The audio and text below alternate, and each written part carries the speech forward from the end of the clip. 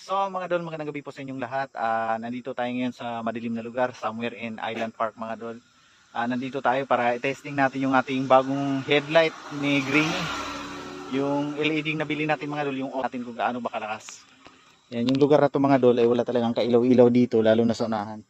At ang nabili natin pala mga dol, dalawang bumbilya kasi itong dito kay Greeny mga dol. Yan, isa, dalawa.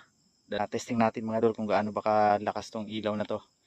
Sige, testing natin.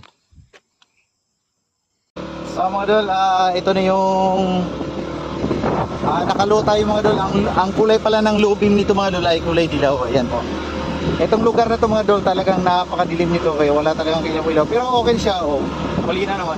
At ito mga dol, try natin yung naka high beam tayo. Ayan po yung high beam niya mga dol.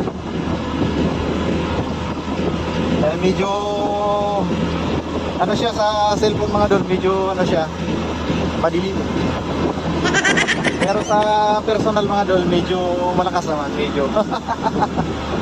Panalo na rin mga dol kumpara dun sa ano sa stock na mobilya.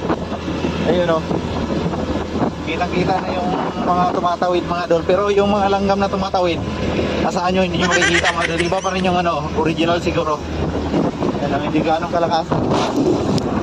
Low beam. Yan.